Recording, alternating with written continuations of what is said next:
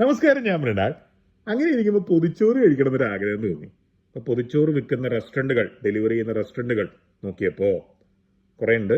അപ്പോൾ റേറ്റിംഗ് വെച്ചിട്ടും അതിൻ്റെ ഒരു വില നിലവാരവും കാര്യങ്ങളൊക്കെ വെച്ചിട്ടൊന്ന് നോക്കിയപ്പോൾ വന്ന ഒരു റെസ്റ്റോറൻറ്റിൽ നിന്ന് മുമ്പ് ഞാൻ ഭക്ഷണം കഴിച്ച് എനിക്ക് അങ്ങനെ പരിചയമില്ല. അപ്പോൾ സ്വാഭാവികമായിട്ടും പുതിയൊരു റെസ്റ്റോറൻറ്റിൽ നിന്ന് വാങ്ങേണ്ടി വരും. അപ്പോൾ ഏറ്റവും മുകളിലുള്ള റെസ്റ്റോറൻറ്റിൽ നിന്ന് വാങ്ങാനല്ലേ നല്ലത്. അതവിടെ വെജിറ്റേറിയൻ പൊതിച്ചോറുണ്ട്, ചിക്കൻ ഉണ്ട്, പലതും ഉണ്ട്. അപ്പോൾ വെജിറ്റേറിയൻ പൊതിച്ചോറും എനിക്കൊരു കപ്പയും മീൻകറിയും കൂടെ കിട്ടിയാൽ കൊള്ളാമെന്നുണ്ടായിരുന്നു. ഇത്തിരി ബീഫും ആ പൊതിച്ചോറിൻ്റെ കൂടെയാ ബീഫും ആ ഒരു സ്റ്റൈൽ തിരുവിതാംകൂർ മീൻകറിയൊക്കെ ഉണ്ടെങ്കിൽ ഗംഭീരാവും. പാവക സംഭവങ്ങളൊക്കെ സംഘടിപ്പിച്ചിട്ട് പൈസ നോക്കിയപ്പോൾ സൊമാറ്റോയിൽ നോക്കണമല്ലോ, സ്വിഗ്ഗിയിലും സൊമാറ്റോയിലും നോക്കിയപ്പോൾ സൊമാറ്റോയിലാണ് ലാഭം. അതുകൊണ്ട് സൊമാറ്റോയിൽ മേടിച്ചു. മൊത്തം 200 ചില്ലറ രൂപയുള്ളൂ. നല്ല പാക്കിംഗ്. പക്ഷെ ഈ അലുമിനിയത്തിൽ എന്താണാവോ, ഗ്രേവി ആയിരിക്കും. പഴമുണ്ട്, പഴം. ഇതും കപ്പയും മീൻകറി ആയിരിക്കും. തുടങ്ങാം. നല്ല ഭംഗിയുണ്ടല്ലേ. ഇവിടെ ഒരു സാധനമുണ്ട്, ഉപ്പേരി പോലെ. കപ്പ സെപ്പറേറ്റ് മേടിച്ചതാ, അതുപോലെ മീൻകറി. ഓംലെറ്റ് ഇതിലുണ്ടായിരുന്നതാ. ഇത് സാമ്പാറാന്ന് തോന്നുന്നു. ഇതൊരു മോര് കറി, എൻ്റെ മുകളിൽ കൊണ്ടാട്ടം, ഇവിടെ ഒരു ചമ്മന്തി, ഇവിടെ ക്യാരറ്റ് ഉപ്പേരി. ബീഫ് സാധാരണ കിട്ടില്ല, പക്ഷെ ബീഫ് പൊതിച്ചോറായതുകൊണ്ട് അതിനകത്ത് കിട്ടും. അതുകൊണ്ട് തന്നെ ആയിരിക്കും ചിലപ്പോൾ മുട്ടയും വെച്ചിട്ടുണ്ടാവുക. വെജ് പൊതിച്ചോറിനേക്കാളും 10-80 രൂപ കൂടുതലുണ്ട് ഇതിന്. ഇത്രയും ബീഫും ഈ ഓംലെറ്റും അഡീഷണൽ കിട്ടി. പ്രീ ഡിഗ്രി കാലത്താണ് ഞാൻ അവസാനമായിട്ട് പൊതിച്ചോറ് കഴിച്ചത്. മോര് കറി സാമ്പാറിലേക്ക് അതിക്രമിച്ച് കയറരുത്, അല്ലെങ്കിൽ സാധാരണക്കാരൻ്റെ പ്രോപ്പർട്ടി അതിക്രമിച്ച് കയറി കൈവശപ്പെടുത്താനാണല്ലോ ഇന്ന് പലർക്കും ഉത്സാഹം. പിന്നെ ഇതിൻ്റെ കൂടെ പഴമുണ്ട് കേട്ടോ, മറക്കരുത്. മുരിഞ്ച തരില്ല കേട്ടോ. സാമ്പാറിൻ്റെയും പരിപ്പ് കറിയുടെയും ഇടയിലുള്ളൊരു സാധനം. കുഴപ്പമില്ല, നല്ല രസമുണ്ട്. അല്ല, വീട്ടിലേക്ക് കിട്ടുന്ന സാമ്പാർ വരുന്നുണ്ട്. ഇതിൻ്റെ കൂടെ ലേശം ഇതും കൂടെ വെച്ചിട്ട് കഴിച്ചു നോക്കാം.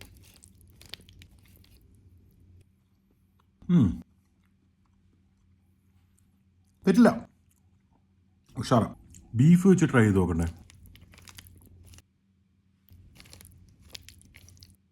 ചോറ് കുറച്ച് കൂടുതൽ വെന്തിട്ടുണ്ട്, അതുകൊണ്ട് തന്നെ കുഴയ്ക്കാൻ ഭയങ്കര എളുപ്പം. ഇന്നലെ ഒരാൾ എന്നെ ഫോൺ ചെയ്തിരുന്നു. ആരാന്ന് എനിക്ക് അറിയില്ല.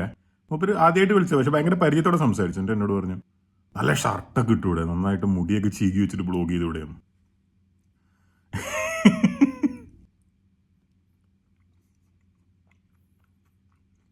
ബീഫ് ഭയങ്കര ചൂയിയ, റബ്ബറി പോലെ. Chewy, rubbery, no flavours. ബീഫാന്ന് പറഞ്ഞു തരേണ്ടി വരും ആരെങ്കിലും.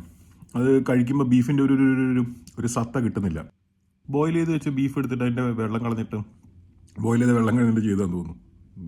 എന്തോ ഒരു ബീഫിൻ്റെ ഗന്ധമില്ല. പ്രവിശ്യകളോളം ബീഫിൻ്റെ ഗന്ധം കിട്ടാനേ ഇല്ല.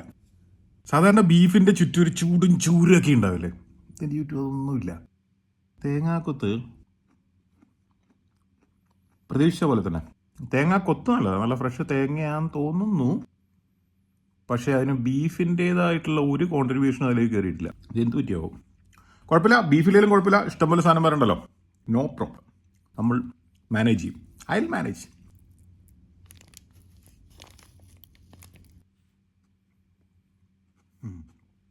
ഓംലെറ്റും ചോറും ഒക്കെ കഴിക്കുമ്പോഴേ, പണ്ട് ഞാൻ പ്രീ ഡിഗ്രി പഠിക്കുന്ന കാലത്താണ് ഞാൻ പൊതിച്ചോറ് കഴിച്ചിരുന്നത്. പൊതിച്ചോറ് എന്ന് പറഞ്ഞാൽ അമ്മ രാവിലെ ഇല വാട്ടിയിട്ട് അതിനകത്താക്കി തരും. മിക്കവാറും ദിവസങ്ങളിൽ ഞാനത് കഴിക്കില്ല. ഒരു 50% സമയത്തും കഴിച്ചിട്ടുണ്ടാവില്ല. നമുക്കിഷ്ടം ബോംബെ ഹോട്ടലിൽ എങ്ങനെ പോയിട്ട് വല്ലതും കഴിക്കലോ, അല്ലെങ്കിൽ ആ ക്യാൻറ്റീനിൻ്റെ മോശം പൊറോട്ടയും സംഭവങ്ങളൊക്കെ കിട്ടുന്ന കുറേ സ്ഥലങ്ങൾ അതിന് ചുറ്റുണ്ട്, അവിടെയൊക്കെ പോയി കഴിക്കാനൊക്കെ ആയിരുന്നു നമുക്ക് ആഗ്രഹം. അന്ന് അമ്മ രാവിലെ എത്ര കഷ്ടപ്പെട്ടിട്ടായിരിക്കും ഞാൻ രാവിലെ 7 മണി കഴിയുമ്പോൾ വീട്ടിൽ നിന്ന് ഇറങ്ങും. കാരണം ഒരു വൃത്തിയായിട്ട് ട്യൂഷനൊക്കെ ഉണ്ടായിരുന്നു. അന്ന് ട്യൂഷനൊക്കെ പോകുമ്പോൾ ഭയങ്കര സംഭവം. എഞ്ചിനീയറിംഗ് എൻട്രൻസ്, മെഡിക്കൽ എൻട്രൻസ്, മഹാലമ്പ് ട്യൂഷനായിരുന്നു. ഒരു പ്രയോജനമില്ലാത്ത കുറേ ബോറന്മാർ അധ്യാപകരുടെ എന്തൊക്കെയോ മണ്ടത്തരങ്ങൾ. നമുക്കൊന്നും എന്ത് പ്രയോജനം അതുകൊണ്ട് ഉണ്ടായ ജീവിതത്തിൽ എന്ന് ചോദിച്ചാൽ എനിക്കറിയില്ല. രാവിലെ കുറേ കൂടെ നേരത്തെ എണീക്കേണ്ടി വന്നു എന്നല്ലാണ്ട് പിടിയില്ല. എനിവേ, അപ്പം അതുകൊണ്ട് തന്നെ അമ്മയ്ക്ക് രാവിലെ 2 മണിക്കൂർ നേരത്തെ, സാറേ ഞാൻ 8:30 9 മണിക്കോ പോകേണ്ടതിന് പകരം എനിക്ക് കുറേ കൂടെ നേരത്തെ പോകേണ്ടി വന്നു. അപ്പോൾ അമ്മ രാവിലെ അത് ഉണ്ടാക്കി തരുമായിരുന്നു. അത് ഉണ്ടാക്കി തന്ന് ബ്രേക്ക്ഫാസ്റ്റ് എല്ലാം വളരെ വിശദമായിട്ടാണ് കേട്ടോ, ഒന്നും ഉപായത്തിലല്ല. അമ്മ കുറേ സാധനങ്ങൾ ഉണ്ടാക്കും. അത് കഴിഞ്ഞിട്ട് വേണം അമ്മയ്ക്ക് സ്കൂളിൽ പോകാൻ. അമ്മ ടീച്ചറുമാണ്. അപ്പം അമ്മയുടെ ആ അധ്വാനമൊന്നും കാണാനുള്ളൊരു ഒരു ഒരു ഒരു ഒരു ഒരു മനസ്സ് അന്ന് ഉണ്ടായിരുന്നില്ല. ഇന്നിപ്പോൾ ഇത് കഴിക്കുമ്പോഴാണ് അമ്മ എത്ര കഷ്ടപ്പെട്ടിട്ടുണ്ടാവും അത് എനിക്ക് ഉണ്ടാക്കി തരാമെന്ന് ഓർക്കുന്നത്. ഞാൻ അത് ഒരു ദാക്ഷിണ്യമില്ലാതെ കളഞ്ഞിട്ട് ആ പൊതിച്ചോറ് അതുപോലെ കളഞ്ഞിട്ട് പോയിട്ട് വൃത്തിയിട്ട പൊറോട്ടയോ ചപ്പാത്തിയോ കിട്ടുന്ന കടകളിലൊക്കെ പോയിട്ട് ഉച്ചയ്ക്ക് കൂട്ടുകാരുടെ കൂടെയൊക്കെ കഴിക്കുമായിരുന്നു. അമ്മ ഉണ്ടാക്കി തന്ന ഭക്ഷണം ഇവിടെ, അന്ന് പോയി കഴിച്ച ഭക്ഷണം ഇവിടെ. ടീനേജ് പ്രായം വല്ലാത്തൊരു പ്രായമാണല്ലേ. നമ്മൾ ആ സമയത്ത് ചെയ്ത സംഭവങ്ങളൊക്കെ അന്ന് നമുക്ക് ഭയങ്കര ത്രില്ലിങ്ങും എക്സൈറ്റിങ്ങും ഭയങ്കര പ്രിയപ്പെട്ടതുമായിരുന്നു. പക്ഷെ ഇപ്പം ഇരുന്ന് ആലോചിക്കുമ്പോൾ ചെയ്തതൊക്കെ ഭൂരിഭാഗവും മണ്ടത്തരങ്ങളായിരുന്നു. ഇത്തിരിയും കൂടിയുണ്ട്, ഇതിലേക്ക് ലേശം മുരേരി കയറിയിട്ടുണ്ട്. വേണ്ട, ഇത് വേണ്ട, നമുക്ക് ക്യാരറ്റ് ഉപ്പേരി മതി. ക്യാരറ്റ് ഉപ്പേരിയും തെറ്റില്ല, അത്രേ ഉള്ളൂ. ചൂരയായിരിക്കും അല്ലേ.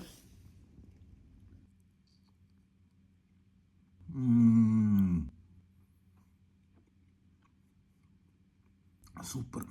എൻ്റെ നാട്ടിലൊന്നും ഈ മീൻ ഉണ്ടാവാറില്ല, ചൂര, ട്യൂണ. പക്ഷെ ഈ തെക്കൻ കേരളം അല്ലെങ്കിൽ തിരുവിതാംകൂറിലേക്ക് വരുമ്പോഴാണ് ഈ മീൻ പിന്നെയും പിന്നെയും പിന്നെയും കൂട്ടാൻ കിട്ടുന്നത്. കപ്പയുടെ ഒക്കെ കൂടെ എനിക്ക് ഭയങ്കര ഇഷ്ടമാണ്.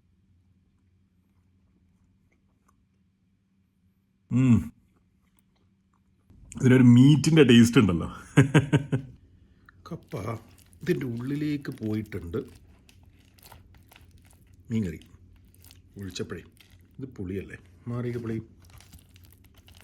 കപ്പയ്ക്ക് എന്തിനാ ഒരു ബലം, വല്ലാത്ത സൂര്യപ്രകാശം ഈ സൈഡിൽ നിന്ന്, അത് കാരണം ഇതിന് വല്ലാത്തൊരു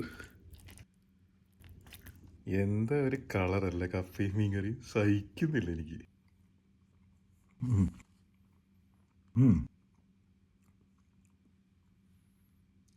മീൻകറി ഉഷാറാം, പക്ഷെ കപ്പ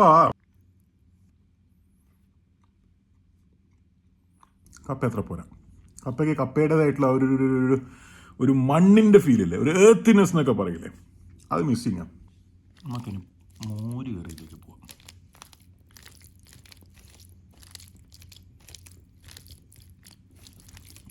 പപ്പടം ഉണ്ടായിരുന്നേ പൊളിച്ചേനെ. ഇത് ഈ ബീഫ് ഒഴിവാക്കിയിട്ട് വെജിറ്റേറിയൻ ചോറ് മേടിക്കുന്നത് നല്ല കേട്ടോ, വെറുതെ 10-80 രൂപ കളയണ്ട.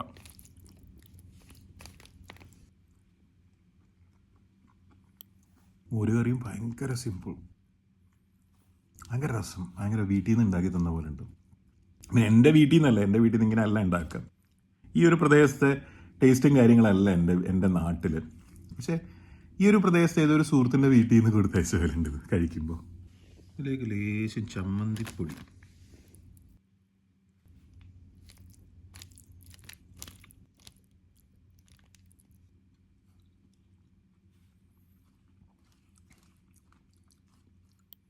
ചമ്മന്തിപ്പൊടിയുടെ എഫക്റ്റ് അത്ര പോരാ.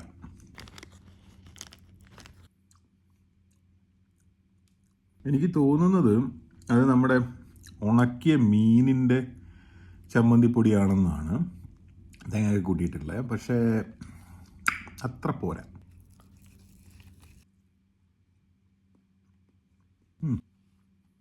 നല്ല ഓംലെറ്റ്, പക്ഷെ ഇത്രയും വേവിക്കണ്ടായിരുന്നു. കുറച്ചുകൂടെ വേവ് താഴെയായിരുന്നെങ്കിലും ആ മുട്ടയുടെ ടേസ്റ്റ് ശരിക്കും കിട്ടിയാണ്. നല്ല ഓംലെറ്റ്. പക്ഷെ അന്നത്തെ കാലത്ത് വല്ലപ്പോഴും പൊതിച്ചോറുണ്ടെന്ന് ഞാൻ പറഞ്ഞില്ല, വല്ലപ്പോഴും അല്ല, ഒരു 50-60% സമയത്ത് ഞാൻ പൊതിച്ചോറ് തന്നെ കഴിക്കായിരുന്നു. എന്തുകൊണ്ടെന്ന് വെച്ച് കഴിഞ്ഞാൽ കയ്യിൽ പൈസ ഉണ്ടാവില്ല പുറത്ത് പോയി വേറൊന്നും കഴിക്കാൻ. അന്ന് എൻ്റെ കൂടെ ഇരുന്നിട്ട് ഇതൊക്കെ കഴിച്ചിരുന്ന ആൾക്കാർ ഓർമ്മിക്കുക, അവരുടെ മുഖം ഇങ്ങനെ മനസ്സിലേക്ക് വരിക. പലരുടെയും പേരെനിക്ക് ഓർമ്മയില്ല, പക്ഷെ മുഖം. അവിടെ ഒരു സ്റ്റെപ്പ് ഉണ്ടായിരുന്നു പഴയ മുകളിൽ കയറാനുള്ള, പക്ഷേ ആ മുകളിൽ അങ്ങനെ ആരും അധികം കയറാറില്ല, അതിൻ്റെ മുകളിലൊന്നും ഇല്ല. അപ്പോൾ ആ സ്റ്റെപ്പിൽ ഇരുന്നിട്ടായിരുന്നു ഞങ്ങൾ കഴിക്കുക. സൂര്യപ്രകാശം വന്നും പോയി കൊണ്ടിരിക്കുക, അത് കാരണം എനിവേ നമ്മൾ ലൈറ്റൊക്കെ ഇട്ടൊന്നുമല്ലല്ലോ ഷൂട്ട് ചെയ്യുന്നത്, അതുകൊണ്ട് കുഴപ്പമില്ല. അന്നത്തെ കാലം വല്ലാത്തൊരു കാലമായിരുന്നു. എൻ്റെ പ്രായം അങ്ങനെയാണല്ലോ, കാരണം ടീനേജ് പ്രായത്തിലാണല്ലോ നമുക്ക് പലവിധ ചിന്തകളും ഉണ്ടാവുക. അതോ ലോകത്തിൽ പോയി ദാവൂദ് ഇബ്രാഹിം ആവണോ, അതോ മണിരത്നത്തിനെ പോലത്തെ സിനിമാക്കാരനാവണോ, അതോ പൈലറ്റ് ആവണോ, അതോ നാട്ടിലെ ലോക്കൽ ഗുണ്ടയാവണോ, അങ്ങനെയൊക്കെ നമ്മൾ ആലോചിച്ചു. ജീവിതം ഏത് വഴിക്ക് പോകുമെന്ന് അറിയാത്ത കാലമാണല്ലോ. സ്പടിക സിനിമ കാണുമ്പോൾ നമുക്ക് ആട് തോമയാവാൻ തോന്നും, നമുക്ക് CBI ഡയറി കുറിപ്പ് കാണുമ്പോൾ നമുക്ക് പോലീസുകാരനാവാൻ തോന്നും. അങ്ങനത്തെ ഒരു കാലമല്ലേ. ആ കാലത്ത് പൊതിച്ചോറ് ഓർമ്മ വരുന്നതൊക്കെ കഴിയുമ്പോൾ പാവ അമ്മ. ഇതിനകത്തൊരു കായയുടെ കഷ്ണം, ഇതിലേക്ക് എന്താ എടുത്ത് വെക്കുക? ബീഫ് എന്തായാലും വേണ്ട, അതിന് ടേസ്റ്റ് ഇല്ല. ചമ്മന്തിപ്പൊടി വേണ്ട. മീനിൻ്റെ കഷ്ണം നല്ലൊരു ഐഡിയ അല്ലേ? മീനിൻ്റെ കഷ്ണം വെക്കാം.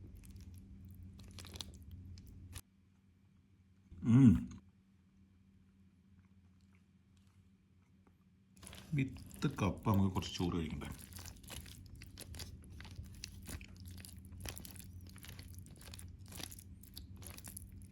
അപ്പോഴേക്കും ലൈറ്റ് പോയി കണ്ട. ബ്ലോഗ് ചെയ്യുന്നതിൻ്റെ ഒരു കഷ്ടപ്പാടുകൾ. കുറച്ചുകൂടെ കപ്പ.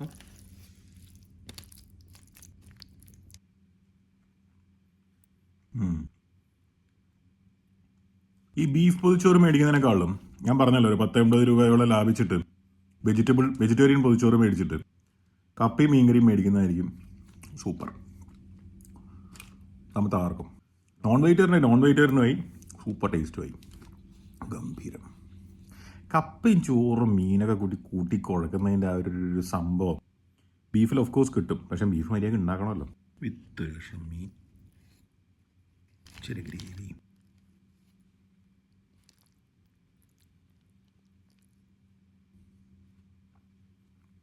ആ പ്രീ ഡിഗ്രി കാലത്ത് എപ്പോഴും അവസാന സമയത്ത് അമ്മയ്ക്ക് ഒരു ദിവസം മനസ്സിലായി ഞാൻ ഈ ചോറൊക്കെ കൊണ്ട് കളയുകയാണ്, പലപ്പോഴും ഞാനത് കഴിക്കുന്നില്ല.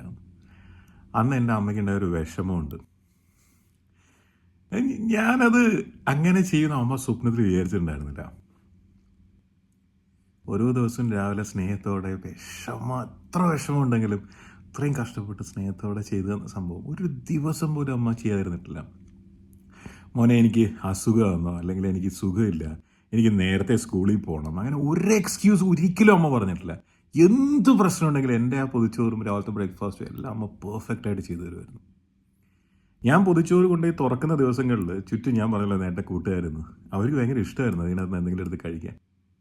അതായിരുന്നു ഞാൻ പകുതി സമയങ്ങളിലും കളഞ്ഞിട്ട് പോയിട്ട് അന്നത്തെ ത്രില്ലുകളായിരുന്ന പൊറോട്ടയും ഒക്കെ കഴിച്ചിരുന്നത്.